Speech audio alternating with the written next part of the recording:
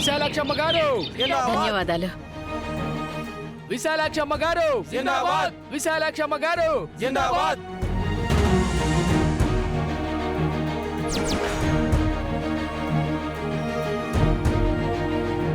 ఎమ్మెల్యేగా గెలుపొందినందుకు మా మీడియా తరపున, నియోజకవర్గ ప్రజలందరి తరపున మీకు మరోసారి శుభాకాంక్షలు తెలుపుతున్నాం మేడం.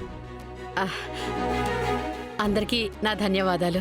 ఏమాత్రం రాజకీయ అనుభవం లేని మీరు పోటీ చేసిన మొదటిసారే ఎమ్మెల్యేగా విజయం సాధించారు కదా, మీకేమనిపిస్తుంది? మాట్లాడమ్మా, మేమందరం ఉన్నాంగా.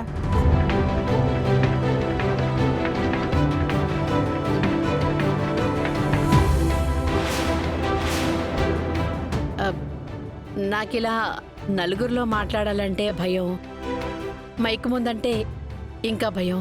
మరి ఎన్నికల ప్రచారాల్లో బాగానే తిరిగారు కదా, మీటింగ్స్లో కూడా మాట్లాడారు కదా. అదే, ఇదంతా చేసింది నేనేనా అని ఇప్పుడు అనిపిస్తోంది. అసలు నాకేం తెలీదండి, పెద్దగా చదువుకోలేదు కూడా. పొద్దున లేస్తే మా అత్తగారికి ఏమివ్వాలి, మా ఆయనగారికి ఏం కావాలి, పిల్లల్ని బాగా చూసుకోవాలి, ఇది తప్ప నాకు వేరే ప్రపంచమే తెలియదు. అలాంటి ఒక అనామకురాలైన విశాలాక్షి ఈరోజు ఎమ్మెల్యే విశాలాక్షిగా మారిందంటే కారణం నా కోడలు తులసి.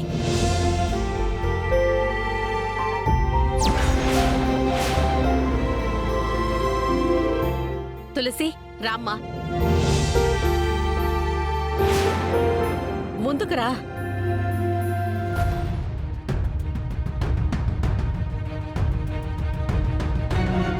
తులసమ్మ గారు జిందాబాద్. తులసమ్మ గారు జిందాబాద్. తులసమ్మ గారు జిందాబాద్. తులసమ్మ గారు జిందాబాద్. నమస్తే. ఇది నన్ను లాగ తీసుకోలేదు గాని అత్త అత్త అంటూ ఓ ఎగేసి పడుతుంది.